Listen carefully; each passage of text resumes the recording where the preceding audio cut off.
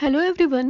Today we will study that Evidence Act कहाँ पर apply होता है and कहाँ पर अप्लाई नहीं होता है and the term evidence defined under this act और FIR substantive piece of evidence है या नहीं, जज की personal knowledge and observation evidence होगी या नहीं एंड क्या स्टेटमेंट ऑफ एक्यूज्ड एविडेंस है या नहीं।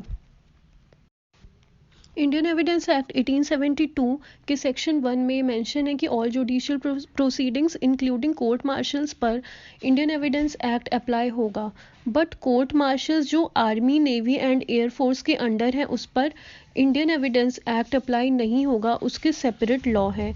एंड एफिडेविट पर as a general rule evidence act apply नहीं होता है एंड आर्बिट्रेशन प्रोसीडिंग्स पर भी एविडेंस एक्ट अप्लाई नहीं होगा, बट एफिडेविट पर एज अ जनरल रूल सिर्फ एविडेंस एक्ट अप्लाई नहीं होगा। इसके कुछ एक्सेप्शंस भी हैं लाइक सीपीसी ऑर्डर 19 और CrPC section 295, 296, 297, section 295 to 297 of CrPC and CPC order 19।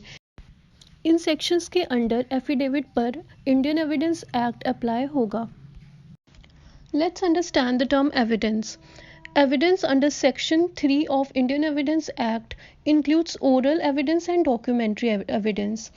Evidence means सिर्फ वो इंस्ट्रूमेंट जिनके माध्यम से relevant facts को कोर्ट के सामने ला सकते हैं एंड फैक्ट इन इश्यू को प्रूव या डिसप्रूव कर सकते हैं। यहाँ पर इंस्ट्रूमेंट क्या होगा? Instrument adopted for this purposes witnesses and documents. जैसे कुछ टर्म्स है relevant facts, fact in issue, oral and documentary evidence. We will define these terms in another video. Definition of evidence used the word document and statement. यहाँ पर statement उन person का होगा, the person who are direct evidence, जिसने देखा है, महसूस किया है, मीन्स डायरेक्ट एविडेंस का ही स्टेटमेंट लिया जाएगा यहाँ पर। Then FIR substantive piece of evidence है या नहीं? FIR substantive piece of evidence नहीं है, but it can not be given a complete go by. FIR को यूज़ कर सकते हैं बाकी एविडेंस से कोरोबोरेट करने के लिए। Means FIR substantive piece of evidence नहीं है, बट बाकी एविडेंस से कोरोबोरेट करने के लिए उसका यूज़ कर सकते हैं। अनदर क्वेश्चन, जज की personal knowledge and observation evidence होगी या नहीं? जज की personal knowledge and observation evidence नहीं होगी बिकॉज जज अपनी पर्सनल ऑब्जर्वेशन को एज अ एविडेंस यूज़ नहीं करेगा, बिकॉज इन दिस वे जज विटनेस बन गया विदाउट बीइंग क्रॉस एग्जामिन्ड। एक केस था जिसमें सेशन जज ने ऑर्डर किया था एक्यूज्ड को पेयर ऑफ शूज़ पहनने को, जो पुलिस ने रिकवर किया था। जज ने ऑब्जर्व किया एंड रिकॉर्ड किया that to all appearance shoes fit थे एक्यूज्ड को, even though accused complaint that shoes बहुत टाइट हैं फॉर हिज फीट। देन ये हेल्ड हुआ कि जज इंटाइटल्ड नहीं है टू अलाउ हिज व्यू और observation to take the place of evidence, because ऐसे व्यू और ऑब्जर्वेशन टेस्ट नहीं किए जा सकते हैं क्रॉस एग्जामिनेशन से। देन नेक्स्ट क्वेश्चन, क्या स्टेटमेंट ऑफ एक्यूज्ड एविडेंस है या नहीं?